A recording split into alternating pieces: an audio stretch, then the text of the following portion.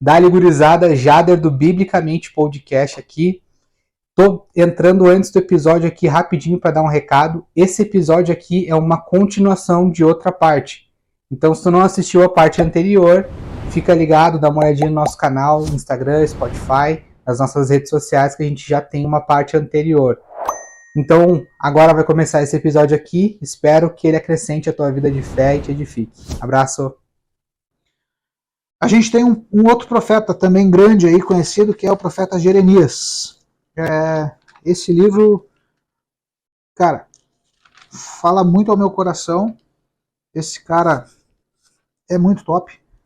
E ele vai falar algumas coisas interessantes. Vamos começar ali. Jeremias, capítulo 6. Lembrando que Isaías, ele profetiza em alguns reinados, entre eles Ezequias, então ele está antes ainda de Josias. Jeremias, ele está profetizando já no período do fim dos reinos, ele já está profetizando no cerco de Jerusalém, ele já está nessa fase onde a Síria foi no tempo de Isaías, mas ele já está na fase onde a Babilônia está cercando. E a mensagem de Jeremias é muito louca, cara, porque Jeremias, ele vem com uma palavra muito simples: voltem-se a Deus e rendam-se. O tempo de vocês acabou. Voltem-se a Deus e rendam-se a Babilônia. O tempo de vocês na terra acabou. E aí se levantam os profetas aprovados pelos reis, e esses profetas diziam: não, o Senhor nos dará vitória, o Senhor nos dará o livramento. E Jeremias, ele é o cara que está indo na contramoita dizendo: não, não vai ter vitória, não vai ter livramento, rendam-se, voltem-se à lei e rendam-se. É o que Deus quer. Por isso Jeremias sofreu tanto, por isso Jeremias se ralou tanto. Sim. Porque a mensagem dele não era boa, cara. A mensagem dele era o seguinte: mesmo havendo arrependimento, pagaremos a consequência. Mesmo havendo arrependimento, a gente já foi entregue. A Babilônia vai nos levar, a gente vai ser levado. Qual seria a diferença histórica? Pelo que o próprio profeta diz: quem se render vai continuar morando aqui, vai ter uma árvore frutífera no seu pátio e vai continuar cultivando sua própria terra. Quem lutar contra vai ser levado escravo, vai ter as propriedades destruídas, vai pagar a consequência do pecado do povo de Israel. Jeremias capítulo 6. 19 e 20, né? 19 e 20. Ouve tu, ó terra, eis que eu trarei mal sobre este povo, o próprio fruto dos seus pensamentos, porque não estão atentos às minhas palavras e rejeitaram a minha lei. Para que, pois, me venha o incenso de Sabá, melhor que a cana aromática das terras longínquas? Os vossos holocaustos não me são aprazíveis, e os vossos sacrifícios não me agradam. Ou seja, continuava existindo liturgia, ainda tinha culto, ainda havia religião judaica, porém, Deus já não se agradava daquilo. Então Deus não se agradava da própria lei que deu. Não. O povo continuava cultuando mesmo estando desviado. O povo continuava seguindo as liturgias do templo mesmo estando desviado da lei. Por isso ele vai dizer: eis que trarei desgraça sobre este povo como decorrência dos seus, ou seja, dos planos do povo, dos seus planos malignos e de suas maquinações perversas, porquanto não atenderam às minhas palavras e, mais uma vez, desprezaram os meus mandamentos. A gente vai ser repetitivo? Vai. Mas é para entrar na mente. Sim. Sabe? Cara, os profetas vão sempre falar nessa pegada. No final Jeremias mudou a pregação? Não. Talvez esses 2 versos resumam a vida de Jeremias. Ele passa o tempo todo falando isso. Vai ter consequência, vocês vão pagar, Deus está fazendo, não é coisa do diabo. A Babilônia na nossa porta, o cerco, o sítio, a destruição, não é coisa do diabo, é o que Deus está fazendo. Sim. E Deus está fazendo por quê? Porque desobedecemos a Ele. Porque abandonamos, porque desprezamos os seus mandamentos. Boa. Então, vamos ler Jeremias 8. A gente vai começar do 4 e vai ler até o versículo 11. Beleza. Eu vou ler aqui na Almeida. Diz-lhes mais: assim diz o Senhor: quando caem os homens, não se tornam a levantar? Quando alguém se desvia do caminho, não torna a voltar? Por que, pois, este povo de Jerusalém se desvia, apostatando continuamente? Persiste no engano e não quer voltar. Eu escutei e ouvi. Não falam o que é reto. Ninguém há que se arrependa da sua maldade, dizendo: que fiz eu? Cada um corre a sua carreira, como um cavalo que arremete com ímpeto na batalha. Até a cegonha no céu conhece as suas estações, a rola, a andorinha e o grou observam o tempo da sua arribação. Mas o meu povo não conhece o juízo do Senhor. Como, pois, dizeis, somos sábios e a lei do Senhor está conosco? Pois, com efeito, a falsa pena dos escribas a converteu em mentira. Os sábios serão envergonhados, aterrorizados e presos. Eis que rejeitaram a palavra do Senhor. Que sabedoria é essa que eles têm? Portanto, darei as suas mulheres a outros, e os seus campos a novos possuidores. Porque, desde o menor deles até o maior, cada um se dá a ganância. E tanto o profeta como o sacerdote usam de falsidade. Curam superficialmente a ferida do meu povo, dizendo paz, paz, quando não há paz. Que caos, que horror, que tragédia. Cara, e é interessante a colocação do texto, porque vai nos levar ao que a gente conversou no episódio anterior, sobre o período dos juízes. Uhum. Cada um fazia o que bem entendia, ou o que achava certo. O texto que tu leu agora diz algo bem parecido. A sua carreira. Cadê? É o 6. Prestei atenção e ouvi, Deus falando, né? Contudo, eles não falam o que é verdadeiro. Ninguém deseja se arrepender da sua impiedade e ainda alegam: o que foi que eu fiz? Cada um se desvia para o seu próprio e costumeiro caminho, assim como um cavalo que se lança com ímpeto na batalha. Então, essa é a mensagem que Jeremias está trazendo. É uma mensagem de que existe a necessidade de arrependimento, porém a consequência ela vai ser inevitável. Uhum. Vai acontecer. Babilônia vai subjugar Jerusalém, vai subjugar o povo de Israel e vai levar cativo o seu povo. E esse texto já vai nos dar um spoiler daquilo que a gente vai ver lá na frente. A partir do verso 8, diz assim: como podeis afirmar, nós somos sábios e conhecemos bem a Torá, a lei do Senhor, quando na realidade a pena fraudulenta dos escribas a transformou em uma mentira? Portanto, os entendidos e sábios serão envergonhados, atemorizados e serão capturados pelas armadilhas. Por quê? O motivo está no texto. Porque desprezaram a palavra do Senhor. Que spoiler é esse? É aquele texto que a gente já leu, já ouviu, dentro do contexto de igreja a gente já ouviu 1 milhão de vezes. O meu povo perece por falta de conhecimento. A gente vai ler esse texto em seguida. Quando a gente lê lá, vai ficar muito claro que lá está dizendo o mesmo que está sendo dito aqui. Quando o texto de Oséias vai falar o povo perece por falta de conhecimento, não é uma exortação de Deus ao povo. É uma exortação de Deus aos sacerdotes. E ele está cobrando, cara, vocês não estão ensinando meu povo. Aqui é a mesma coisa. A pena fraudulenta dos escribas. E quando no verso 9 ele diz, os entendidos e sábios é que serão envergonhados, a quem que ele está se referindo? Aos escribas, aos sacerdotes, aos levitas, aos caras que eram responsáveis pelo serviço do templo, os caras que eram responsáveis pela religião judaica daquela época. Então, esse desvio, e está muito claro no texto, vocês desprezaram a minha lei. Todos, olha o 10. Sendo assim, entregarei as suas esposas aos outros homens e darei os seus campos a outros proprietários, pois desde o menor até o maior, todos são ávidos de lucro e são mesquinhos, tanto os sacerdotes como os profetas. Todos praticam falsidade. Eles tratam da enfermidade do meu povo como se ela não fosse grave, e ainda dizem, paz, paz, quando não há paz e tudo vai mal. Parece com algum tempo que tu tá vivendo? Que loucura! E a gente vem insistindo nisso. Sim. Desde o primeiro episódio das outras séries, o assunto era outro. A gente vem falando que o Novo Testamento ele dá muita ênfase. Já tem vídeo, corte, reel, tudo, a gente ressaltando isso. Mas a gente vê que o falso ensino não é de hoje, não é do século XX, não é do nosso tempo, não é do século retrasado, não é ali da época um pouco antes da reforma. É desde o tempo de Jeremias. Ele já estava denunciando. Zacarias, né? Foi denunciar depois também. Então, não tem mais desculpa, não tem como a gente ver que há todo esse problema com falso ensino e a gente permanecer inerte.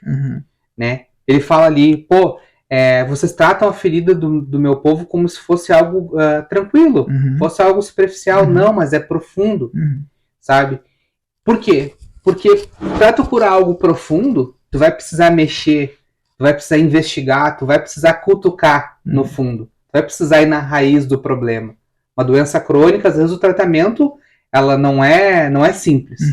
Da mesma maneira, é a doença do falso ensino, né? Não é algo simples, tu vai ter que desconstruir muita coisa, muito sofisma, muita fortaleza, muita tradição. Por isso que não é confortável, por isso que geralmente as pessoas que confrontam o falso ensino, elas são desprezadas e muitas vezes até perseguidas, como o próprio Jeremias foi. Né? A gente tem um livro todo de lamentações dele, porque o cara sofreu. Deixaram ele amarrado um dia num poste, apanhou, foi preso, cara, sofreu tudo. Era um cara, tinham outros profetas, não, é paz, é prosperidade, tudo vai dar certo, o Senhor vai nos livrar, tudo posso naquele que me fortalece, Deus é amor, eu te fiz de cabeça, não por cauda. Cara... Estamos no desabafo? Estamos, já continuamos no desabafo. Descubra a sua identidade. Ah, para! Não enlouquece com isso.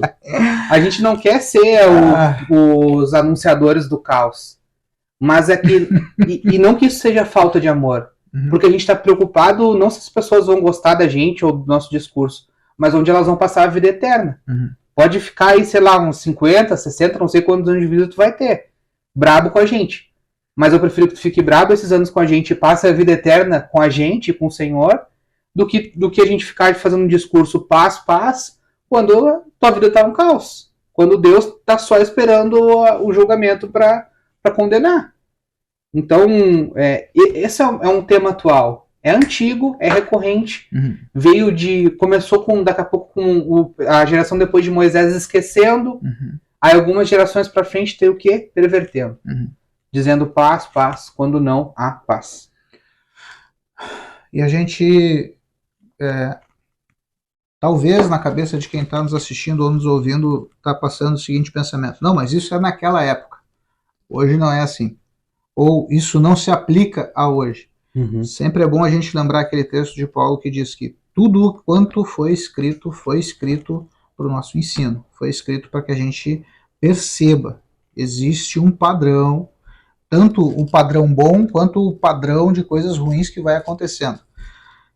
Quando a gente olha para esse texto, e a gente não precisa nem ser muito, buscar muito longe.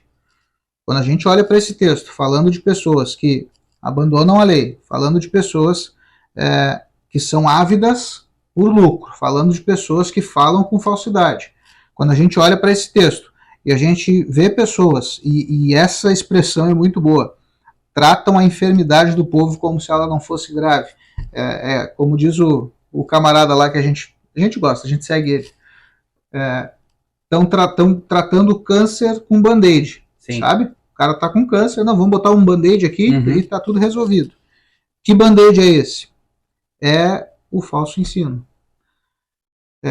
Você é precioso para Deus, você é especial para Deus, tudo vai melhorar, 2023 é o ano da virada, é o ano da mudança.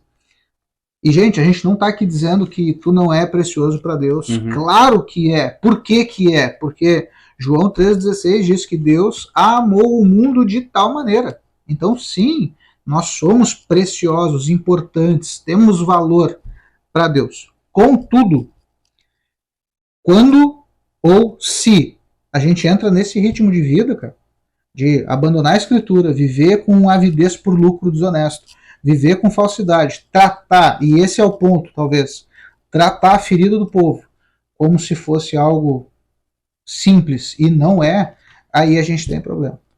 Semana passada, eu conversava com um cara, E a gente, cara, batendo um baita papo assim, e pum, pum, foi. E lá pelas tantas a gente chegou no assunto fé, no assunto, vamos usar, religião, né? Uhum.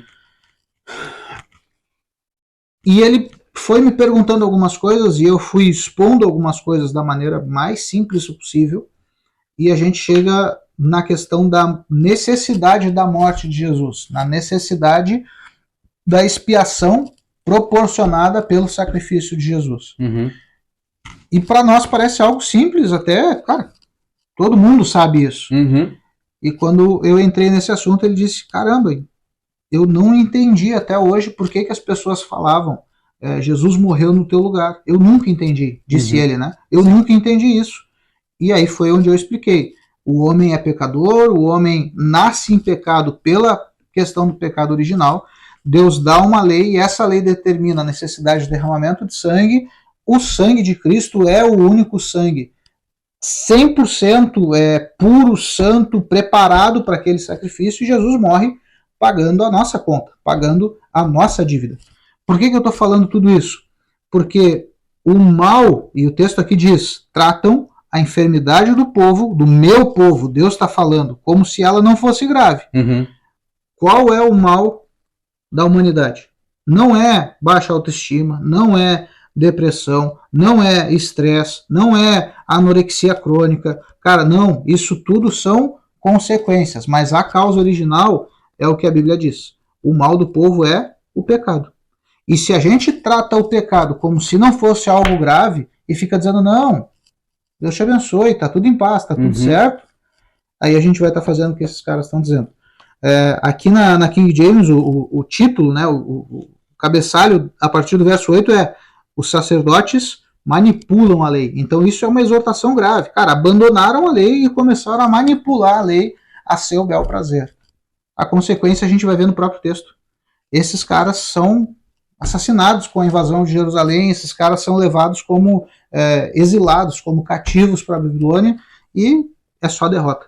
Por quê? Abandonaram a lei do Senhor. Sim. Esse é o ponto. Esse é o ponto que a gente tem que entender. A necessidade e a importância, desde os tempos de Moisés, a importância da Escritura, a importância da lei de Deus, a importância da palavra de Deus. Que não foi pego de surpresa. Desde o tempo de Moisés, as bênçãos e as maldições, Josué se repetiu, propagou isso. E aqui a gente está vendo os frutos. O fruto da desobediência. Sim. Vamos seguir mais um pouquinho? Vamos. Ainda em Jeremias, capítulo 9, do 11 ao 15. Quer ler aí pra gente? Vamos lá. Jeremias 9, do 11 ao 15. Diz assim: Farei de Jerusalém montões de escombros, uma habitação de chacais. Arrasarei as cidades de Judá até não sobrar nenhum morador. Quem é sábio para compreender tudo isso? A quem a boca do Senhor revelou a fim de que possa interpretar a ele, ou interpretar a vontade de Deus? Por esse motivo, a terra está devastada e estéril como um deserto, de modo que ninguém ousa atravessá-la. Então respondeu o Senhor: Ora, tudo isso lhes sobreveio porque abandonaram a minha lei, que estabeleci diante deles, e não deram atenção e nem obedeceram às minhas orientações. Pelo contrário, andaram na rebeldia do seu coração, seguindo os Baalins, da mesma forma que seus pais lhes ensinaram. Portanto, assim diz o Senhor dos Exércitos, o Deus de Israel: darei a este povo comida amarga e água envenenada. O número 16, para concluir. Também os espalharei por entre nações, que nem eles nem seus pais conheceram, e enviarei contra eles a espada, até que os tenha exterminado. E isso aconteceu. Sim. Isso aconteceu. Sim. A gente lê o livro de Jeremias, a gente vai ver lá na frente que isso de fato aconteceu. O povo de Israel é obrigado a comer comida amarga pela falta de uma comida sã. Eles começam a comer tudo que tem pela frente, pelo sítio, pelo cerco que a Babilônia causa. E a gente vai ver esse povo sendo espalhado por nações que eles não conheciam. Por que isso aconteceu? Porque não foi o Jader que falou. Porque não foi o Zeca que falou que ia acontecer. Porque é Deus que está falando. através de Jeremias. Uhum. Não foi nem o próprio Jeremias, cara, é Deus quem está falando. Jeremias, ele é o canal, ele é o instrumento, ele é o veículo pelo qual Deus está se comunicando. Mas quem está falando é Deus. E, de novo, tudo isso veio, 13, porque abandonaram a minha lei. E a gente pegar esse texto das condenações, dos juízos que Jeremias dá, e a gente trazer para os nossos dias, a consequência é a mesma. Porque o Deus é o mesmo. Porque a lei também foi dada. Uma nova lei em Cristo, sim, mas existe uma necessidade de obediência. Não para ser salvo, né? Uhum. A gente não é salvo pelas obras, pela obediência, mas para as obras, né? Ela é a consequência, não a causa da nossa salvação. E se a gente deliberadamente vive em desobediência, vai haver um castigo para nós. Vai haver a condenação. E olha, eu arrisco dizer que é muito pior do que essa daqui. Porque Paulo até vai falar, acho que agora não sei se foi Paulo, se foi Jesus. Mas está no Novo Testamento. Dei ainda um lugar menor para tu procurar. Mas não temam aqueles que possam tirar a vida, né, a carne de vocês. Foi Jesus. Foi Jesus, né? Sabia que era um dos dois. Mas teme aqueles que podem matar a alma de vocês. Sim. Sabe? Ah, como é que vai matar a minha alma? Vai uma espada espiritual e vai me matar? Não. É dizendo paz quando não há paz. É dizendo não tem problema, Jesus te ama. Agora que se ele te salvou, ninguém pode desfazer a obra dele, então tu pode fazer o que tu quiser. Não é assim. E há muito, mesmo que disfarçado, mesmo que muito sutil, muita gente dizendo isso com maneira bem menos agressiva e mais simpática do que eu estou dizendo. Mas se tu vai parar para prestar atenção, é o que está sendo dito. E é um discurso popular. São lugares, igrejas cheias e pessoas maravilhadas, apaixonadas por esse discurso. Né? Tu fala no Brasil, eu estava conversando agora, vindo para cá com o Uber, tu fala em Deus, a maior parte das pessoas, eu creio em Deus, eu gosto de Cristo, minha fé. Mas e os frutos, sabe? E as obras? E a diligência, a obediência à lei do Senhor? A gente, na maior parte, vai enxergar que não há essas coisas, né? Porque o discurso bonito de Deus é amor, ele é popular, mas que ele requer obediência, que ele requer santidade, que ele requer temor, não é tão difundido, porque não é um discurso que dá vantagem, que dá lucro, que é popular. E aí quem está mal intencionado, como os escribas, como os fariseus, como os profetas e sacerdotes da época de Jeremias, não querem pregar isso. Eles querem popularidade, eles querem ganho humano. Por quê? Porque além de não ser popular, aquilo que não é popular não dá lucro. E essa é uma triste realidade do nosso tempo também. Líderes ávidos pelo lucro. É gente que está desesperada para lucrar e vamos falar bem a real? Já começamos no trabalho, vamos seguir. Rosa ungida, manto ungido, lenço ungido, sal ungido, feijão contra o Covid ungido. Cara, estão enganando o povo. Tudo isso é enganação. Não, mas eu conheço fulano e ele recebeu o milagre. Tudo bem. E quem disse que foi Deus que fez esse milagre? Não, o diabo faz milagre? Pode fazer. Ele pode se transformar em anjo de luz, porque ele não pode fazer um milagrezinho de vez em quando? Então, a gente precisa entender essas coisas, gente. Temos a Escritura. É o texto que a gente leu lá de Isaías 8. Não vamos consultar os mortos. A gente não vai querer falar com quem já morreu para saber o nosso futuro. Não. Nós vamos recorrer à lei e às Escrituras. Nós vamos recorrer a Deus e a sua palavra. Eles é que tem que nos guiar. É isso que tem que nortear a nossa vida de fé. Sim. Passado esse período, e a gente poderia ter muito mais coisa para falar aqui em Jeremias, mas eu optei pela gente caminhar um pouco mais em alguns outros profetas. Vamos ver o que Ezequiel vai dizer. Agora já no período do exílio, já passou toda a história de Jeremias, o povo já foi levado para a Babilônia. Ezequiel, ele é um cara que está na Babilônia, ele é um filho de sacerdote, ele é da linhagem sacerdotal de Israel. E ele é um cara muito louco, muito interessante, e tem um nome muito bonito. Vamos lá. Ezequiel capítulo 5, verso 6 e 7. Pode ler, Jaleco. Eu vou ler a partir do versículo 5, pode ser? Dá-lhe. Assim diz o Senhor Deus, esta é Jerusalém, pula no meio das nações e terras que estão ao redor dela. Ela, porém, se rebelou contra os meus juízos, praticando mal mais do que as nações e transgredindo os meus estatutos mais do que as terras que estão ao redor dela. Por quê? Rejeitaram os meus juízos e não andaram nos meus estatutos. Parece que a gente está repetindo o mesmo versículo, né? Uhum. Portanto, versículo 7, assim diz o Senhor Deus, porque sois mais rebeldes do que as nações que estão ao vosso redor, e não tendes andado nos meus estatutos, nem cumprido os meus juízos, nem segundo os direitos das nações ao redor de vós. Na King James. Tu tens sido muito mais rebelde do que as nações pagãs ao teu redor e não tens andado segundo os meus estatutos, nem guardado os meus decretos, mas tens imitado as nações que te rodeiam e tens procedido de acordo com os padrões de comportamento dos pagãos.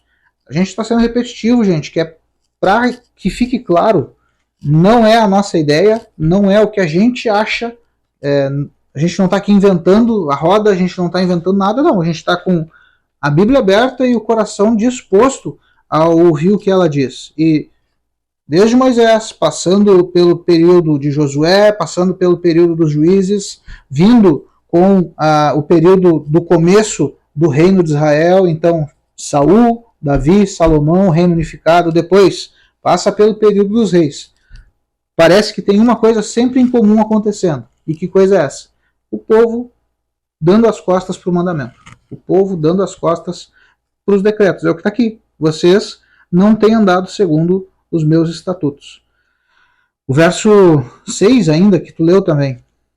Entretanto, em sua malignidade, Jerusalém se rebelou contra as minhas leis e contra as minhas ordenanças e virou as costas contra os meus decretos. Mais adiante, Israel rejeitou os meus juízos e preferiu não agir de acordo com os meus preceitos. Aqui tem uma coisa que é importante. A gente não está falando de alguém que foi dormir crente e no outro dia, puxa, acordei, acho que não vou ser crente. Não é algo ocasional, não é algo aconteceu, não.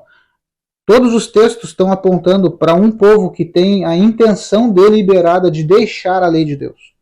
E esse texto é um deles. Vocês preferiram não agir de acordo. Então, eles tinham a lei, eles tinham o mandamento, mas eles têm uma escolha. Servir, obedecer ou não obedecer. E qual é a escolha deles? Não obedecer. Vamos fazer o que as nações fazem. Porque o que as nações ao nosso redor fazem dá resultado. Uhum. Dá certo. É loucura, cara. E a gente se torna repetitivo e a gente parece que está batendo sempre na mesma tecla, mas é para que fique claro. O texto está falando. Deus está deixando isso claro para nós. Existe a necessidade de darmos atenção à Escritura. A Escritura sempre foi, é e sempre será importante. E mais uma vez, isso tem aplicação para nós. Uhum. Sim, a gente sabe, a gente não é a favor de cumprir hoje a lei de rituais e ritos cerimoniais da lei mosaica, né, judaica, mas isso é útil, como Paulo disse a Timóteo. Toda a escritura. A não ser que tu seja judeu, aí tu tem que continuar cumprindo. Exato. O buraco é mais embaixo. Aí. Mas se tu não for judeu, deve ser a maioria ou todos vocês estão assistindo, tem uma aplicação, que é o que Paulo vai alertar lá em Romanos 12. Né? Não vos transformeis por este século. Não vos amoldeis com a cultura ao redor de vocês. Não absorvam os costumes, as verdades, os princípios do mundo. Sabe, o mundo só quer os 3 deuses lá que a gente mencionou. Dinheiro, poder, influência, né? E sexo. Esses são os padrões do mundo. Isso é que o mundo almeja. Isso é o que o mundo busca, né? Mas até pode viver durante um período da sua vida, mas vai haver esse dia sem falha, sem exclusivo, sem passe VIP. Todo mundo, salvo ou não, vai ter que prestar contas diante dele. Sim. E ai daqueles que não se arrependeram. Ai daqueles que não creram e obedeceram. Né? Como é um assunto que talvez a gente vá falar um dia sobre salvação, mas há a necessidade de crer e obedecer. Né? A obediência é uma evidência da fé. Né? E por isso que Deus vem falando. Né? E legal que a fé não começa em Cristo, no período em que Cristo veio ao mundo. Né? Vai falar em Romanos, né? Abraão creu. Abraão é antes de todos esses caras que a gente falou no último episódio. Por isso é chamado o pai da fé, né? O pai da fé. E isso lhe foi creditado como justiça, né? Então, a gente precisa olhar para essas coisas hoje e entender que o mesmo Deus que dava os juízos lá é o mesmo Deus que vai ter juízo. Vai haver um juízo final. Vamos adiante? Bora. Ainda no livro de Ezequiel, agora capítulo 20, do verso 1 ao 13. Cara, tem uns negócios loucos aí. Ezequiel 20, do 1 ao 13. O título, na King James, que não importa absolutamente nada, mas vale a pena, diz: Israel fere o coração de Deus. Diz assim: E aconteceu que, no 10º dia do 5º mês do 7º ano do exílio, alguns dos anciãos e líderes de Israel vieram pedir-me que consultasse o Senhor e sentaram ao meu redor. Vieram pedir a Ezequiel, né? Cara, consulta Deus por nós. Então, o Senhor respondeu e me veio a palavra de Yahvé nestes termos: Ó, querido filho do homem, fala, pois, aos anciãos e líderes de Israel e diz-lhes: Assim diz o Senhor Deus: Ora, agora vindes consultar-me? Pois tão certo como eu vivo, não me deixarei ser questionado por vós, afirma o eterno Deus. É legal, eu acho que eu já te mandei esse vídeo. É um cara americano chamado Keith Green. Ele fala que tem gente que hoje que vai na igreja no domingo e trata o Jesus como presidiário. Ô Jesus, estão te tratando bem aí, estão te dando comida? Parece Deus aqui falando: opa, vocês vieram me consultar? Sabe? Vocês vieram aí? Sim, sim. Verso 4. Porventura tu, profeta, os julgarás? Então abre a tua boca, filho do homem, e julga-os agora. Confronta-os com as práticas abomináveis dos seus pais e também dos seus antepassados e declara: Assim diz o soberano Deus: No dia em que escolhi Israel, jurei com a mão erguida aos seus descendentes, aos descendentes da família de Jacó, e me revelei a eles no Egito. Com a mão levantada, eu lhes afirmei: Eu sou Yahvé, o Senhor, o teu Deus. Naquele dia jurei a eles que os libertaria do Egito e os tiraria daquelas terras para levá-los a uma terra que eu mesmo havia preparado para eles. Terra onde manam leite e mel, a mais linda e exuberante de todas as terras. Então, naquela época eu lhes ordenei: tirai dentre vós as imagens idólatras e nojentas que encantam vossos olhos, e não vos contamineis com os ídolos do Egito, pois eu, o Senhor vosso Deus, sou santo. Contudo, o meu povo se rebelou contra a minha pessoa e não quis me dar atenção. Não se desfizeram das abominações que cultuavam e encantavam os seus sentidos, tampouco abandonaram os ídolos do Egito.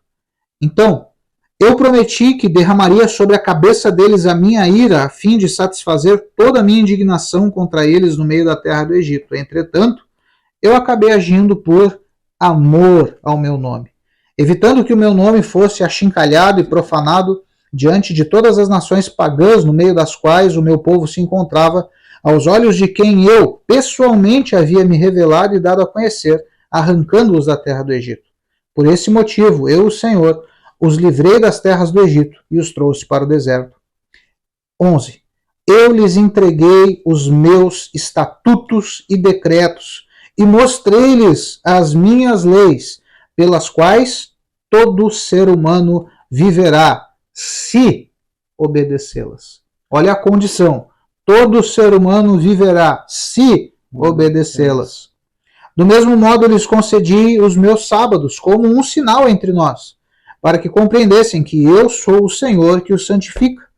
No entanto, toda a casa de Israel se rebelou contra mim enquanto caminhava pelo deserto. Não souberam andar de acordo com as minhas ordenanças e rejeitaram as minhas leis, pelas quais aqueles que as obedecer, por elas também viverá. Mas profanaram acidentalmente, não, profanaram descaradamente os meus sábados. Então eu prometi que derramaria sobre eles todo o meu zelo em forma de furor, a fim de destruí-los na travessia do deserto. De novo, contudo, por amor do meu nome, eu agi, evitando que o meu nome fosse desonrado perante os olhos de todas as nações, à vista das quais eu mesmo os havia feito sair do Egito. Porém, eu também lhes jurei de mão levantada na travessia do deserto que não os faria adentrar a terra que lhes tinha concedido, onde manam leite e mel, que é a glória de todas as terras, porquanto rejeitaram as minhas normas, não andaram segundo os meus estatutos e decretos, e desonraram os meus sábados, pois o seu coração ainda seguia os seus ídolos. Apesar de tudo, os meus olhos os contemplaram com misericórdia, e por isso não os castiguei com a morte, nem os exterminei por completo no deserto. Mas eu ordenei aos filhos deles na travessia do deserto: não andeis conforme as normas e costumes de vossos pais, nem obedeçais às suas ordenanças, tampouco vos deixeis contaminar com seus cultos idólatras. Pois eu sou o Senhor, o seu Deus. Caminhai, pois, de acordo com os meus estatutos, e obedecei às minhas leis. Verso 20. Santificai os meus sábados, que servirão de sinal entre mim e vós, para que entendais que eu sou o Senhor, o vosso Deus. Deus, ele fez toda essa timeline que a gente está fazendo. Falou, olha, tirei vocês do Egito, dei a minha lei, vocês pecaram. É o glorioso resumo, né? O resumo. Sempre muito bom e pontual. Glória a Deus pela vida dos resumidores. Exato. Josué, mesma coisa. Passou a lei, sim, pecaram. Reis, passou a lei, pecaram. Sim. Antes dos reis, os juízes, né? E aqui ele tá fazendo a mesma coisa. Cara, vocês vão vir me consultar? Aí ele vem traçando, parece, todo o histórico. Sim. E falando, gente, por que vocês estão me consultando? Né? É a mesma coisa que hoje a gente, muito crente, preciso de algo novo, preciso de uma revelação. Cara, a gente precisa se preocupar com o que Deus já nos deu, já nos revelou. Não quer dizer que ele não queira nos conduzir, que ele não possa nos dar uma direção sobre a nossa vida em específico. Não estou descartando isso e nem dizendo que não há. Mas a gente precisa estar muito mais preocupado em obedecer o que ele nos deixou. Esse foi o erro. E esse segue sendo o erro e o problema da humanidade. Sabe uma coisa que durante a leitura aqui me chamou a atenção? Que a gente já falou em outros episódios, mas talvez valha a pena, porque a gente só falou, né? E agora aqui não, aqui a gente está lendo um texto que deixa muito evidente isso. Quando se diz que o Deus do Novo Testamento é um Deus de amor, mas parece que o Deus do Velho Testamento é um Deus cruel, que castiga, que mata. Olha o texto que a gente leu. Entretanto, eu acabei agindo por amor do meu nome. Em outro momento ele vai falar, contudo, por amor do meu nome, eu agi, evitando que o meu nome fosse desonrado, profanado. Eu também lhe jurei com mão levantada no deserto. Cara, existe. Verso 17. Apesar de tudo, os meus olhos os contemplaram com misericórdia. Então, a gente está no Velho Testamento. A gente está, talvez, em um dos períodos mais difíceis da história de Israel. Eles estão exilados. Eles foram tirados da terra que Deus deu, foram levados para outro lugar. E quem que fez isso? Foi o Satanás? Não. Nabucodonosor foi levantado por Deus para fazer isso. Nabucodonosor foi levantado por Deus para fazer isso. E Deus tira eles da terra que tinha prometido, por quê? Por causa de tudo que a gente leu aqui. Cara, eles continuavam adorando falsos deuses, eles continuavam adorando falsas entidades.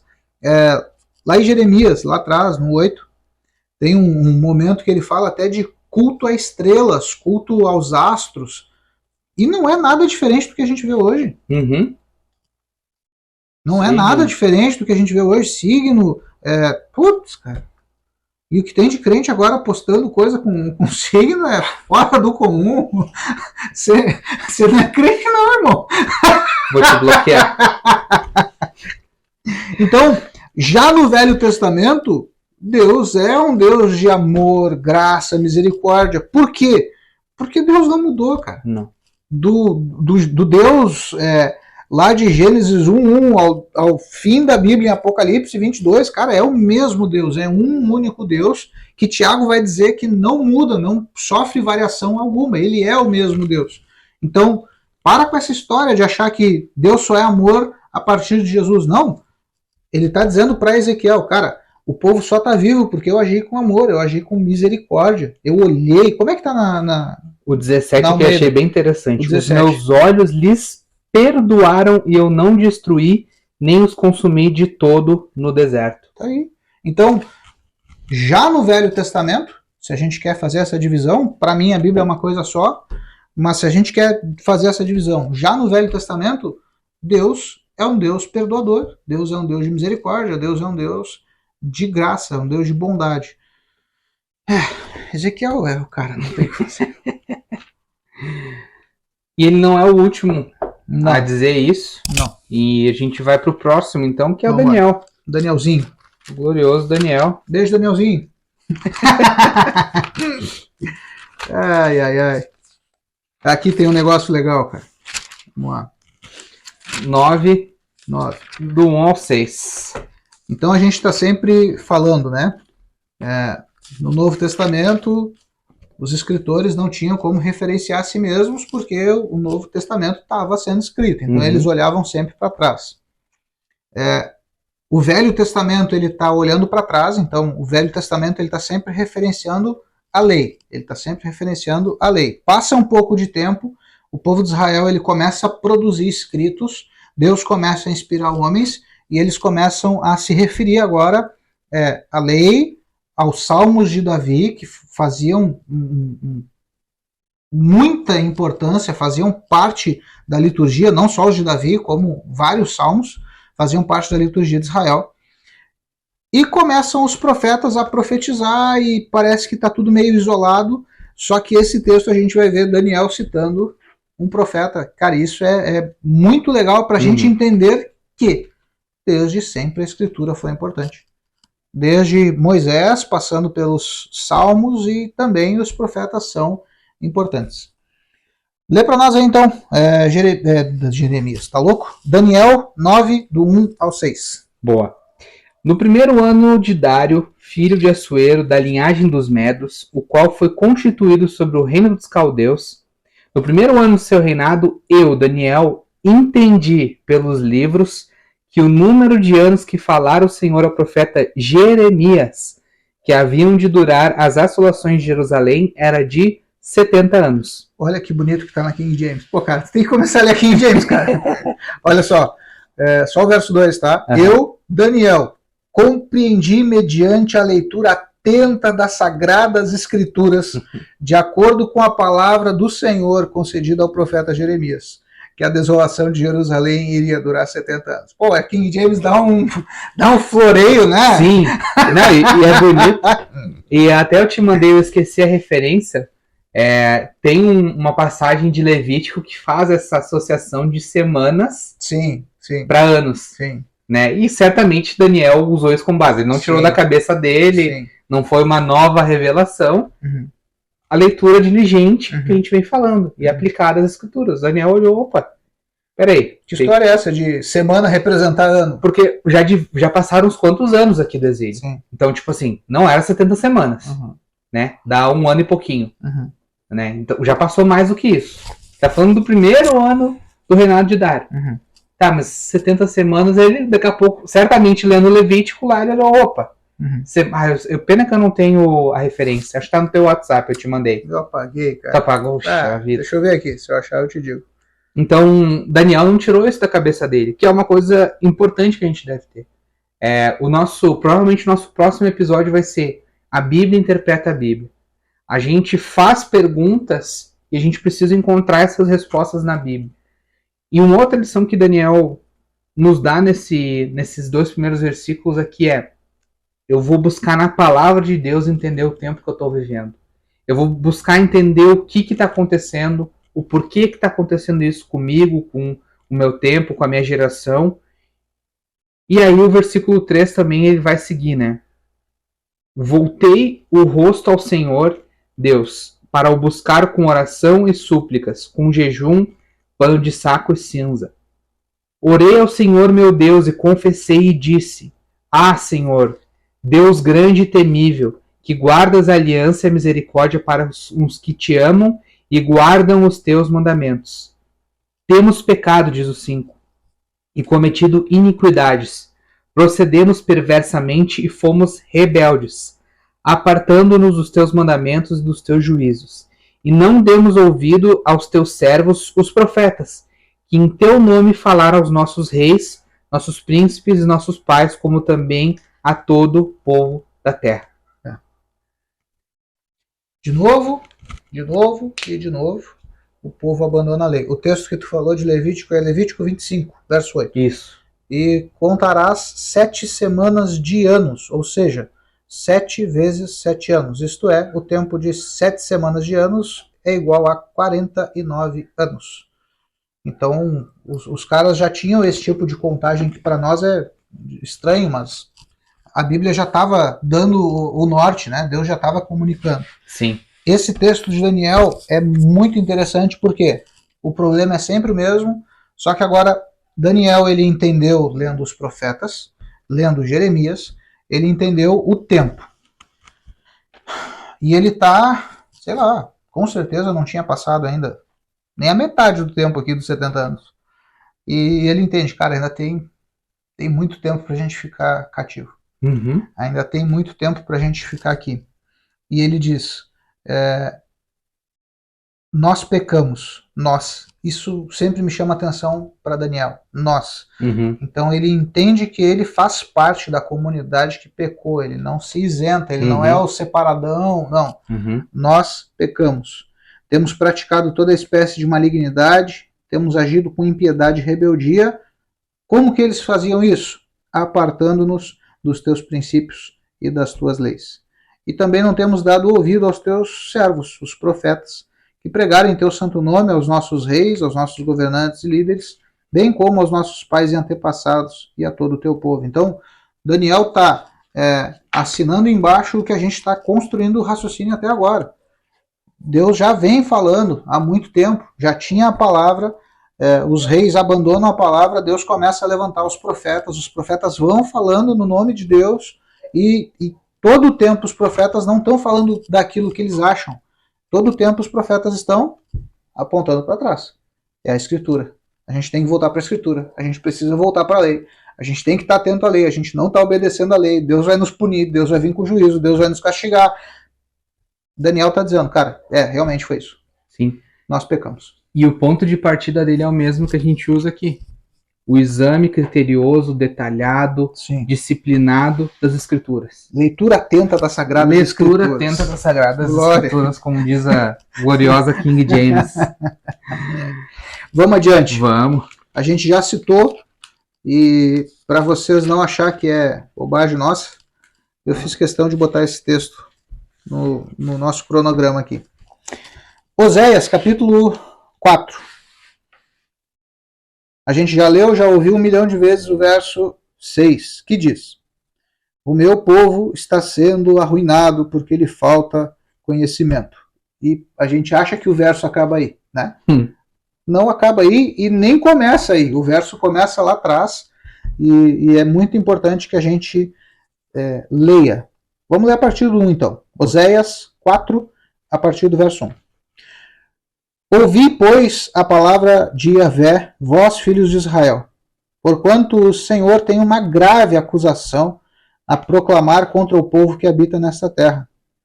Porque não há verdade, bondade, compaixão, misericórdia, justiça e nem conhecimento de Deus sobre a terra. Tudo quanto aparece e sobressai é apenas maldição, mentira, assassinato, roubo, furto, adultério, traição, transgressões e coisas além dos limites. A violência e o derramamento de sangue crescem sem parar. Por este motivo, a terra ressequida está de luto, e todos os seus habitantes desfalecem. Os animais do campo, as aves do céu e os peixes do mar estão se extinguindo. Todavia, ninguém ouse levantar palavra de censura nem de repreensão contra o povo, porquanto a minha acusação é contra vós, ó sacerdotes. Não é contra o povo que Deus está dirigindo essa palavra. Sim. Ainda que mais para frente ele vai botar todo mundo no mesmo balaio. Porque o povo é inocente até ali. O povo que hoje compra rosa ungida, lenço ungido, feijão ungido, sal grosso ungido, é inocente até ali. Até quem sabe ouvir esse episódio. Exato, já era pra ti. Cara, se tu ouviu o que a gente está falando aqui, tu perdeu a dádiva da ignorância. Clicou porque quis. E a partir de agora tu é responsável por tomar uma decisão. E o texto continua. A minha acusação é contra vós, ó sacerdotes. Verso 5. Eis que vocês tropeçam dia e noite, e os profetas são levados a tropeçar junto com vocês. Por essa razão, eu destruirei Israel, que vocês chamam de mãe. Eis que o povo está sendo arruinado porque lhe falta conhecimento da palavra, porquanto vocês, sacerdotes, foram negligentes no ensino. Por isso eu também vos rejeitarei, a fim de que não mais sejais sacerdotes diante de mim. Visto que vos esquecestes da lei do Senhor, o teu Deus, eis que eu também ignorarei os vossos filhos. A gente fala direto, né? Precisa entender para quem o texto está sendo escrito. Precisa entender para quem Deus está dando a sentença. E o texto é claro. É para os sacerdotes e para os profetas, que na época deles eram uma liderança religiosa. Sim. Então, para a gente conseguir fazer esse mapeamento para os nossos dias, né, essa leitura para os nossos dias, a gente tem que entender. Os líderes e os sacerdotes, eles são responsáveis pela corrupção, são participantes, Sim. são corresponsáveis. Não são os únicos, como tu mesmo mencionou. Deus vai falar pro povo depois, também, que deliberadamente pecava, que escolhia, que sacrificava outros deuses. Sim, como a gente já leu, né? Como a gente já leu. Como a gente já leu. Também. Mas aqui há um detalhe, há uma ênfase, há um juízo específico para a liderança religiosa. Porque negligenciou o ensino. O verso 9 vai dizer... Cara, vamos continuar aqui. Verso 7. Ora, quanto mais se multiplicou o número de sacerdotes, mais eles pecaram contra a minha pessoa. É Deus quem está dizendo. Eles trocaram a glória que lhes pertencia por algo que só lhe traz vergonha e humilhação. Eles, os sacerdotes, se alimentam dos pecados do meu povo e intimamente desejam que eles pratiquem o mal e cada vez mais. Verso 9. Sendo assim, repreenderei severamente tanto o povo quanto os sacerdotes, por causa dos caminhos que, sem querer, trilharam. Não, por causa do caminho que preferiram, e lhes retribuirei de acordo com todas as suas atitudes. O povo prefere, o povo escolhe. Existe uma clara reclamação, existe uma clara exortação de Deus contra um grupo, contra os sacerdotes, contra os responsáveis pelo ensino. Agora, o povo também é responsável. O povo escolhe. Nós somos responsáveis. Nós escolhemos. É um assunto que pode ir longe. Mas, cara, é o que o texto está dizendo. O povo preferiu, o povo escolheu, seguiu o caminho. E cara, é loucura. Hoje de tarde eu estava lendo isso aqui. É loucura. O verso 8. Eles se alimentam dos pecados do meu povo e intimamente desejam que o povo continue praticando o mal e querem isso cada vez mais. Por quê?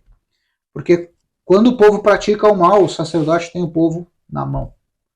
Quando o povo vive de qualquer jeito, o sacerdote consegue levar o povo para onde quer. A gente viu isso na história da igreja. A gente viu isso na época da igreja, lá no período medieval, com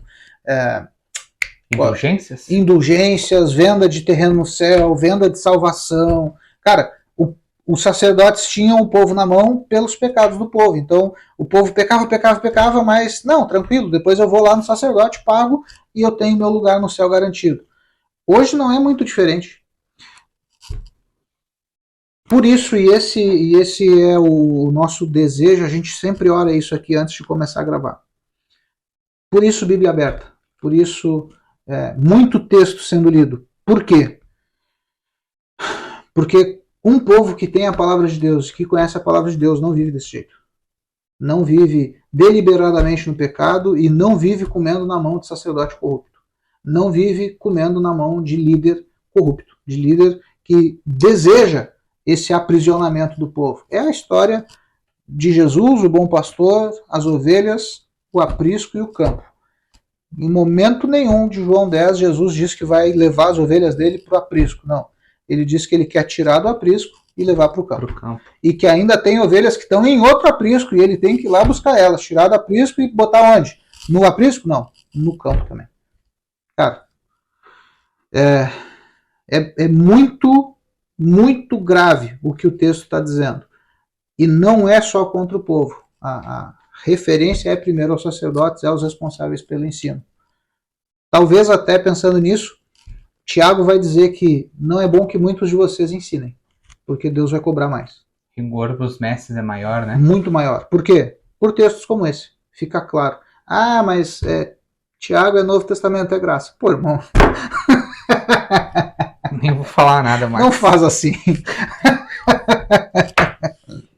E ao mesmo tempo isso não serve como desculpa para a gente não buscar a lei do Senhor. Ah, não, eu vou ficar na ignorância para eu não ter mais rigor diante de mim. Porque o próprio Jesus vai falar: conhecereis a verdade e a verdade vos libertará. Sim. O que tira as ovelhas do aprisco, mencionando a parábola que tu está falando, é a verdade. Sim.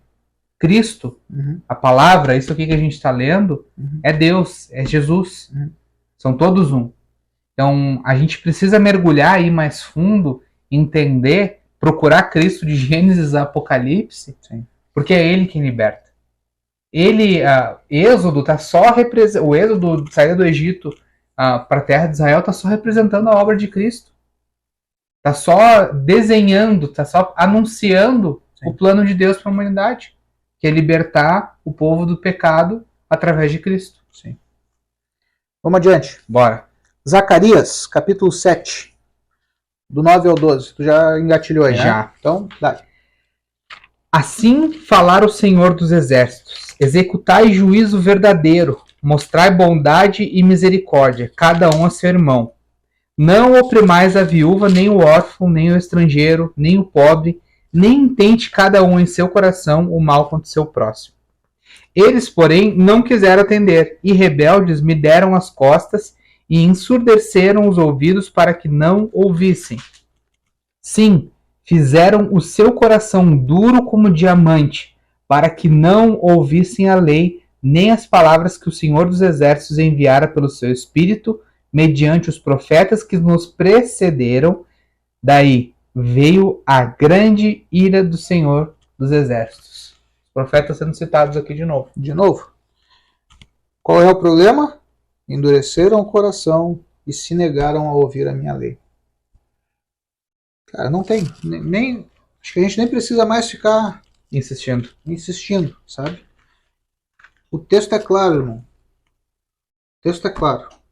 A gente não sabe se tu está nos assistindo ou nos ouvindo, mas os textos são claros e abundantes e nem são todos. A gente não está nem longe, sabe? A gente não está nem longe de esgotar o assunto. A gente não está passando nem longe de... Cara, tem muito mais coisa. A gente podia passar muito mais tempo falando sobre isso. O que a gente quer deixar claro? Que desde Moisés até o final do Velho Testamento, a gente pegou, abrangeu. Cara, a gente está fazendo um panorama. A gente gosta dessa coisa de fazer panorama, né?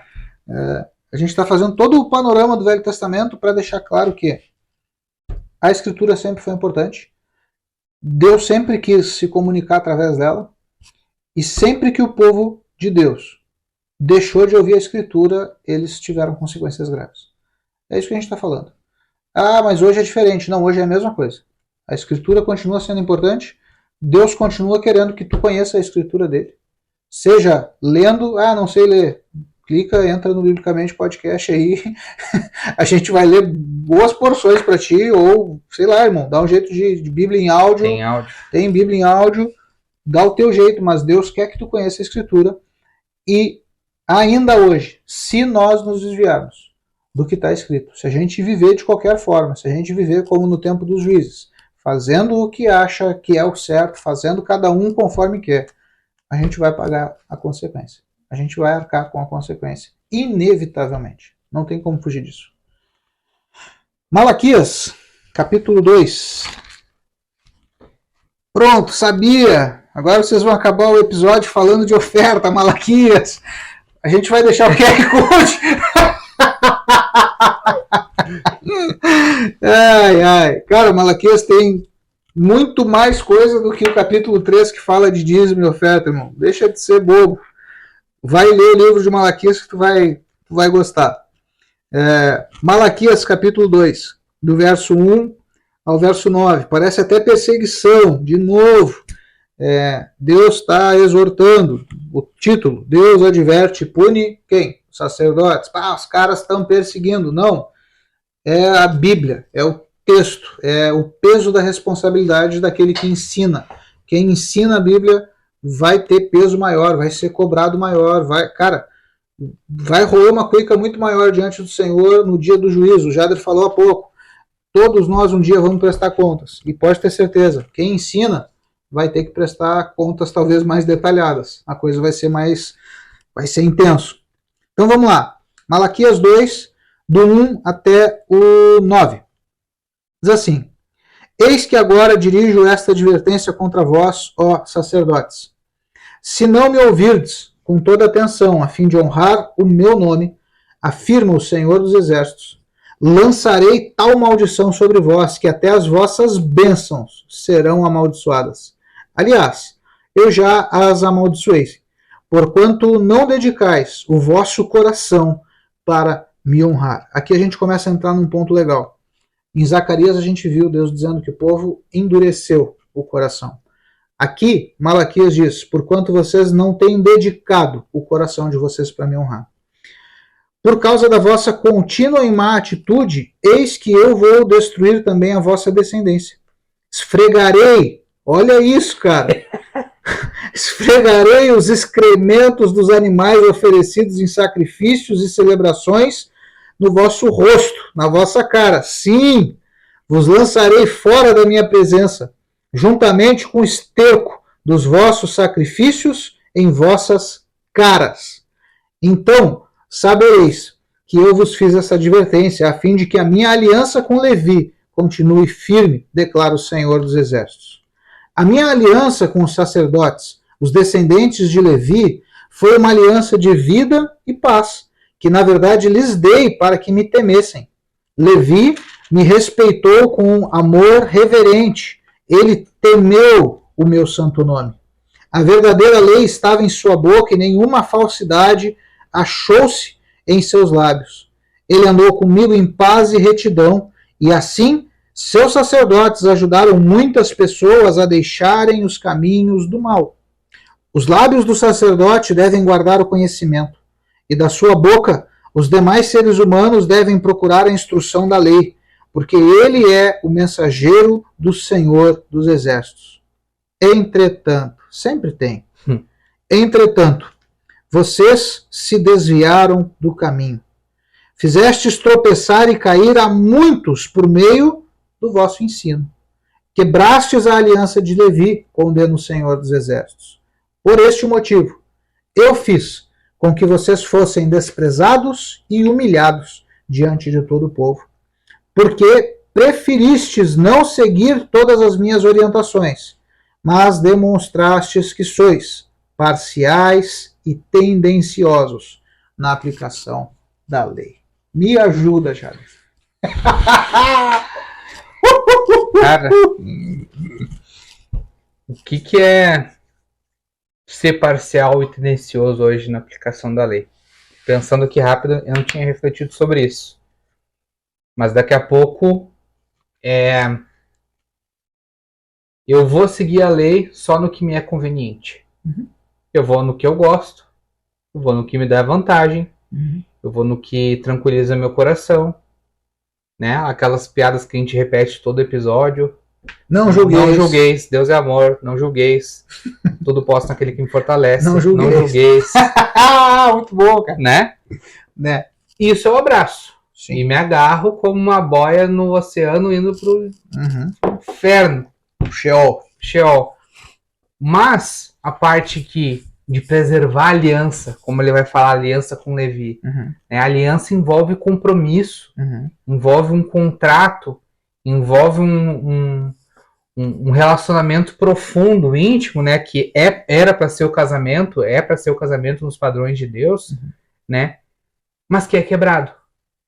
E aí a gente vê de Gênesis às Malaquias. Eu tava tentando lembrar o nome do último livro, eu falava Zacarias. Malaquias. A gente vê de Gênesis a Malaquias a lei sendo quebrada. Desde Adão até os profetas. Tem um lance legal na história de aliança, né? A simbologia que Deus usa na aliança que ele faz com Abraão é muito poderosa. E quando a gente lê o texto, a gente não tem noção. É só quando a gente vai estudar a cultura da época, a cultura do tempo dos patriarcas, que a gente vai entender. Deus dá uma ordenança a Abraão que ele pegue alguns animais, que ele parta os animais do meio e coloque cada metade de um lado. Então, o animal foi partido ao meio e foi posto cada metade de um lado. E eram vários animais. E no meio se criava o que eles chamavam de corredor de sangue. O texto vai dizer que durante a noite Abraão vê passar por entre os animais uma tocha, uma labareda, um fogo. É a presença de Deus personificada. E naquele momento Deus fala com Abraão, Deus faz aliança com Abraão. Quando se tratava de alianças humanas, esse tipo de aliança com o partir de animais ao meio, o caminho de sangue no meio e os dois celebrantes da aliança passando de mãos dadas por aquele sangue, tinha um significado sendo bem simplista, porém deixando claro a profundidade da coisa. Tudo que é meu é teu e tudo que é teu é meu. Esse é o significado da aliança feita pelo caminho de sangue. Então, quando Deus celebra essa aliança com Abraão, ele está dizendo: Abraão, tudo que eu tenho faz parte da tua herança e tudo que tu tem agora é meu. E isso é uma responsabilidade tremenda. Não é à toa que o Filho de Deus nasce da descendência de Abraão. Entende? Por isso, cara, que Deus está massacrando em todos os textos que a gente leu o fato do povo ter quebrado a aliança, porque Deus fez uma aliança com Abraão, Abraão celebrou essa aliança, Abraão partiu os animais ao meio, Abraão fez o caminho de sangue, e quando ele fez, ele sabia o que estava fazendo. O texto não deixa claro para nós, porque o texto não nos deve satisfações. Mas Abraão sabia o que estava fazendo, e Deus, quando passa, cara, Deus podia dar a volta nos animais, Deus podia aparecer a 72 quilômetros daquele lugar, não. O texto diz, Deus escolhe passar por entre os animais. Deus passa pelo caminho de sangue. Deus está dizendo para Abraão: o que eu tenho é teu, mas o que tu tem agora também é meu. Quando duas famílias celebravam esse tipo de aliança, era exatamente isso, cara. O que a família do Jader tinha, agora eu tinha livre acesso, eu tinha usufruto. E o que a minha família tinha, também agora pertencia à família do Jader. Cara, já não tinha mais fronteira, já não tinha mais limite, já não tinha mais separação. Esse texto, tu levantou a bola aí do finalzinho, né? Vocês são parciais e tendenciosos. Cara, como isso é comum nos nossos dias? Como isso é comum? E como que isso se dá? Primeiro, conveniência. Então o cara é parcial e ele é tendencioso por conveniência, porque ele é mais popular sendo tendencioso, ele é mais popular sendo parcial. Então se ele lê só Oséias 4:6a, que diz o meu povo erra por falta de conhecimento, ele vai ser bem mais popular do que se ele lê Oséias 4, do 1 ao 9, que a gente leu, e que vai deixar claro a intenção de Deus, entende? Então, essa tendência, essa licenciosidade, essa parcialidade pode ser por conveniência. Segundo, é o que a gente leu lá em Jeremias. Avidez por lucro. Então, o cara não fala o que tem que ser dito, não prega o que tem que ser pregado, não ensina o que tem que ser ensinado. Por quê? Porque se ele falar, ele pode perder o lucro. Não, agora a gente está falando de vida de igreja, a gente está falando de um contexto muito nosso.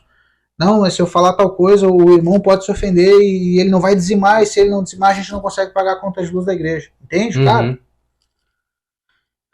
Pau que bate em Chico, tem que bater no Francisco também. Então não tem. A palavra de Deus, ela é para todos. Não tem essa de ficar escolhendo, não, eu vou até ali. Não. Deus falou, meu. Tem que falar tudo que Deus falou. É o que a gente leu lá em Ezequiel. Os caras vão consultar Ezequiel. Cara, consulta Deus por nós. Ezequiel podia ser parcial, podia ser tendencioso. Não, olha, Deus vai abençoar, a gente está aqui no exílio, mas vai dar tudo certo, fiquem tranquilos, confiem em mim, quando vocês precisar, venham aqui de novo, eu consulto a Deus. Ele podia chamar a bola para si. Não. Filho do homem, julga esses caras.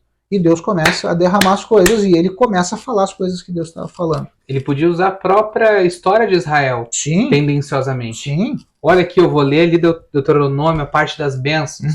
Olha aqui, terra que mana leite e mel, o Senhor é convosco. Todas aquelas bênçãos. Sereis prolíferos, um monte de coisa. E amém, despede os anciãos, velhos, vão para casa e vem juízo depois. Não. Ele falou o que tinha que falar. Ele foi fiel. Foi fiel. Fiel à aliança. A toda. Sim. Glória. Cara, e a conclusão disso tudo é o quê? Só a gente tá lascado, a gente não tem mais o que fazer, vamos aguardar o juízo?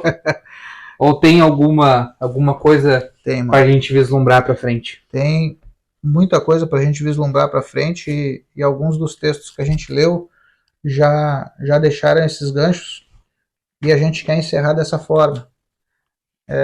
Não é o nosso objetivo, gente, pregar para vocês.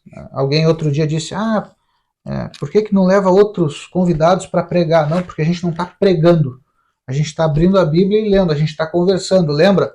É dois loucos e você sentado aqui na ponta da mesa, a gente está conversando sobre a Bíblia. A gente podia estar num boteco. Podia. Falando sobre qualquer coisa. Não. A gente escolheu estar gravando, a gente escolheu estar na casa de vocês, tomando nosso café, nossa água e conversando sobre a Bíblia. Existe uma esperança.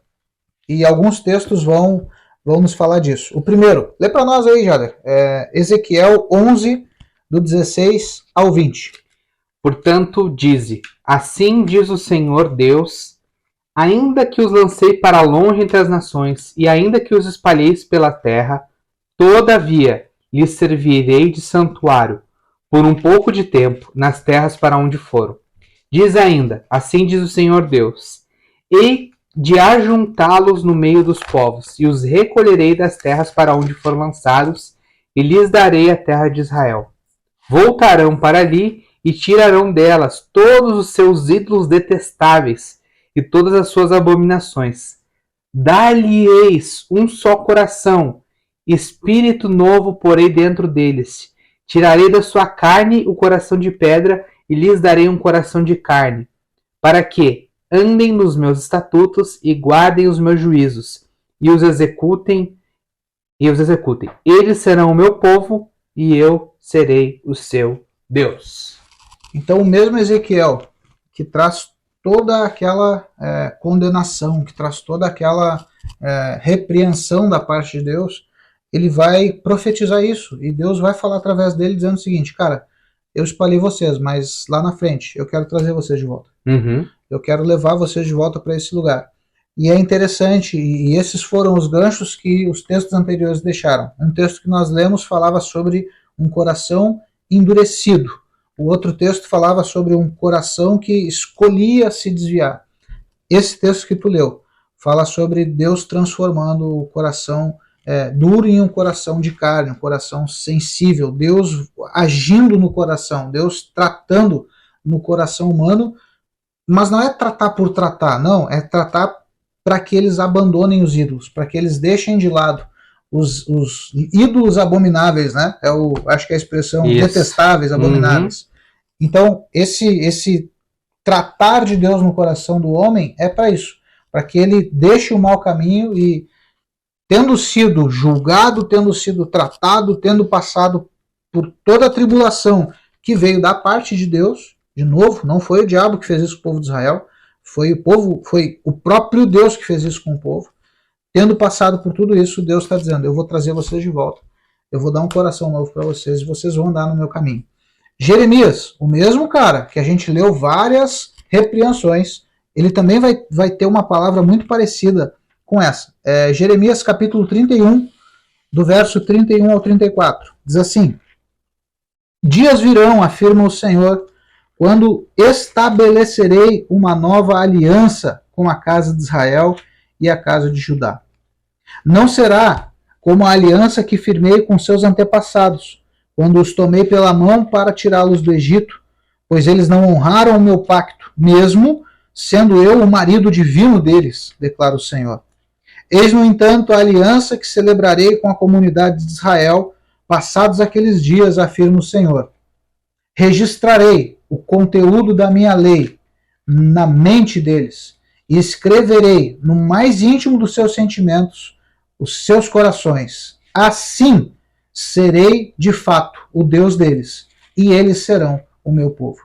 Ninguém mais terá necessidade de orientar o seu próximo, nem o seu irmão, pregando, dizendo: eis que precisas conhecer quem é Yahvé o Senhor. Porquanto, naqueles dias eu serei conhecido no interior de cada pessoa, desde o mais jovem até o mais idoso, dos mais pobres aos mais ricos, garante o Senhor. Porque eu mesmo lhes perdoarei a malignidade, e não me permitirei recordar dos seus erros e pecados. Deus vai transformar o coração. É muito interessante e vale a gente guardar isso já, porque é o gancho para o nosso próximo episódio. Deus, desde sempre, tinha em mente uma nova aliança. Ele diz isso. Eu celebrarei uma aliança nova, uma nova aliança com a casa de Israel e com a casa de Judá. E no próximo episódio a gente vai falar sobre essa nova aliança e como a Escritura continua sendo importante para essa nova aliança. Mas hoje, para a gente finalizar esse episódio, tem que ficar claro. Deus sempre teve em mente cuidar do seu povo, Deus sempre amou o seu povo. Deus, é verdade, a gente não... Por mais que a gente bata na tecla, a gente não é contra o texto de João 4,8 e a repetição em 1 João 4,8 e 1 João 4,16 que diz que Deus é amor. A gente não é contra. Não. A gente crê e a gente precisa profundamente desse texto. A gente se agarra a ele porque é só um Deus de amor para amar dois Zé Ruela que nem nós. Sim, entende? Nem eu me aguento mais. É só um Deus de amor. Cara, nossas esposas não estão nos aguentando. Estão nos colocando aqui para gravar vídeo porque não nos aguentam mais. Sim. Só um Deus que é amor para pagar pelo meu pecado, dando a vida do seu único, unigênito, precioso, amado, lindo, cheiroso filho que foi Jesus. Só Deus para fazer isso. Então, o plano de Deus sempre foi esse, levar a nova aliança, e isso já não vai ser externo, já não vai ser na carne, não. Isso vai ser na mente, isso vai ser no coração. É o que os textos que a gente leu, tanto de Ezequiel quanto de Jeremias, vão falar sobre essa mudança na mente, essa mudança no coração.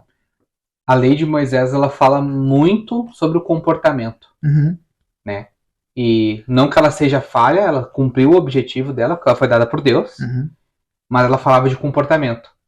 A lei de Cristo, já pré-anunciada aqui pelos profetas, de trocar o coração duro, o coração de pedra, por um coração de carne, vai falar de natureza, vai falar de algo interno. né? Por isso, a gente vai falar sobre pecado um dia, mas por isso que Jesus vai falar, né? Moisés disse, se vocês cometerem o adultério, o ato, adultério físico, vocês vão ser apedrejados. Eu, porém, vos digo, ele sobe o nível. Por quê? Porque a transformação que Deus fez e faz através de Cristo é no coração. É no desejo, no intento dominado por ele. Né? Então ele vai falar, olha, se vocês desejarem desenfreadamente no coração, se alimentarem esse desejo fora da aliança do casamento, vocês já pecaram. Por quê? Porque a obra foi mais fundo, né? A ferida que os sacerdotes... né? O câncer não foi tratado com aspirina. O câncer foi tratado com a cura. Foi lá no sangue, na célula, no profundo, no íntimo. Glória, Neves. Eu vou entregar, acabou. A gente não está pregando, irmão, mas não. A gente precisa liberar essas coisas.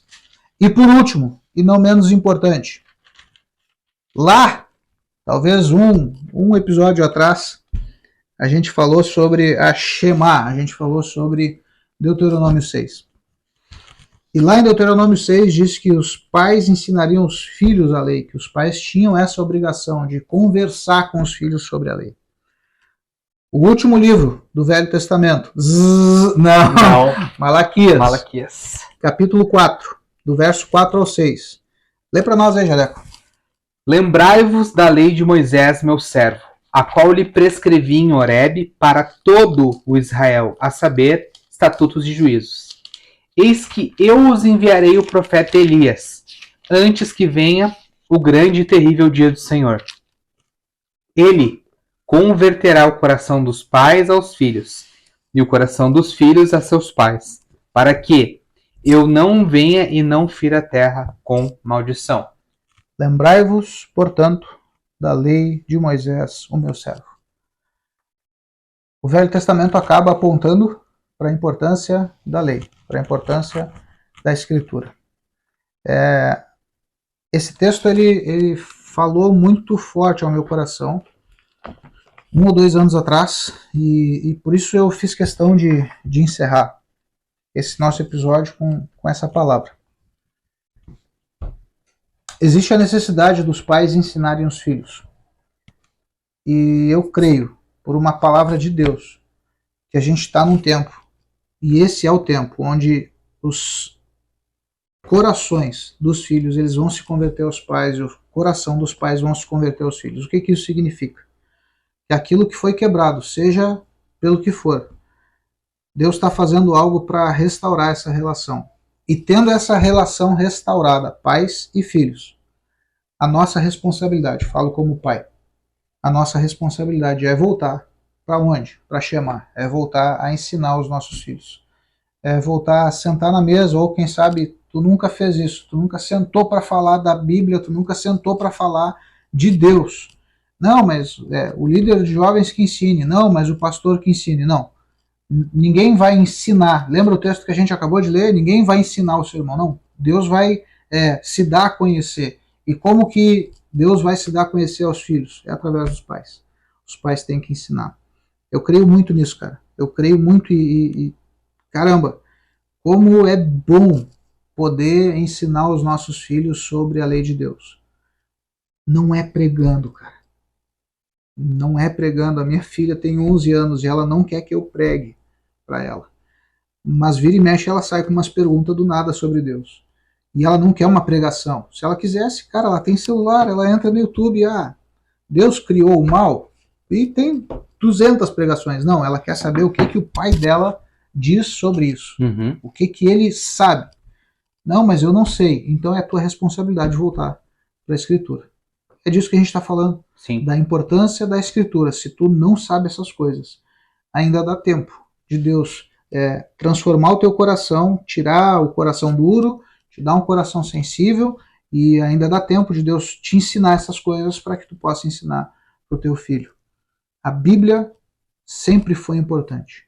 A lei sempre foi importante, os profetas são importantes. Que glória a gente conseguir chegar até aqui, né? Sim. Fala comigo, já.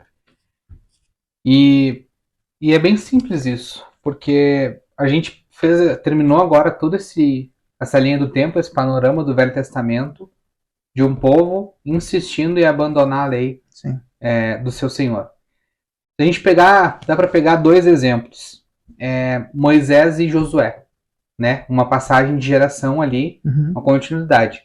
Moisés se preocupou em escrever o Deuteronômio, né? O resumo da lei para a próxima geração. E Josué cumpriu. Foi lá, tomou posse da terra, cara fiel, crente, né? Seguiu a lei do Senhor, só tem um vacilo registrado. E ele se preocupou em passar para a geração dele, a geração seguinte. E toda aquela geração que testemunhou, viveu, teve paz, teve reta diante de Deus. Então, houve a passagem dos pais para os filhos, né? Mas aí começa o próximo período, o período dos juízes. E aí sim, a gente vê um povo que, acho que no final do livro de Josué ou no livro de Juízes, fala que não conhecia o Senhor, não sabia o que ele tinha feito, não sabia a obra dele, e aí virou aquele caos que a gente passou aqui, esse último episódio narrando, e o episódio anterior narrando. Por quê? Porque os pais não passaram a lei do Senhor para os filhos. Eles não cumpriram, o coração deles se endureceu, e a pregação deles que eles deram foi um coração duro, um coração idólatra, um coração rebelde contra Deus. Só que essa palavra de esperança que a gente trouxe aqui dos próprios profetas, não é coisa nossa, nos dá um panorama diferente. Cara, eu olho para os nossos dias hoje. Você que tem, eu não tenho filho, eu não tenho muita propriedade para falar ainda. Mas tá trabalhando forte para isso. Uma hora vai vir. Se Jesus não voltar, vai vir. Cara, tá o filho já em idade escolar, ele passa 5 horas, 6 horas com pessoas que, pelo menos até tu entrar na escola, provavelmente tu nunca viu. Com princípios que tu não sabe quais são. Com histórias de vida, com intenções que tu não sabe quais são. Isso precisa ser propagado. Como o Zeca falou, não adianta a gente pregar ou ficar terceirizando, nem com a gente, nem com qualquer pessoa, porque é nossa responsabilidade. A gente não pode ser omisso, né, com os nossos filhos. E isso é a herança mais preciosa, né? Que a gente pode deixar. Porque céus e terra passarão, mas a tua palavra, né, nunca passará. Amém. Amém? Amém. Vamos deixar o Pix, o QR Code, fazer oferta no final. Não. O senhor vai te abençoar. O cara desprega tudo com 12 segundos pedindo Pix. Que loucura. Que loucura. Gente, muito obrigado por seguir a gente até aqui. Reflete, pensa nessas coisas. A gente tenta ser o mais simples, acessível, leve possível. Sabe que não é todo mundo que assiste um conteúdo de 1 hora, 1h30, às vezes 2 horas, né? Mas a gente tenta ser leve porque a gente quer que tu leia com a gente, que tu pense Bíblia com a gente de uma maneira acessível. E a gente só pede aqui, agora sem Pix, sem custo, sem nenhum. Cara, te inscreve no canal. Então, deixa o teu like, a tua inscrição, ativa o sininho ali quando sair episódio, o YouTube te notificar, se ele te notificar, se ele tiver afim, né? Que ele é meio rebelde às vezes também.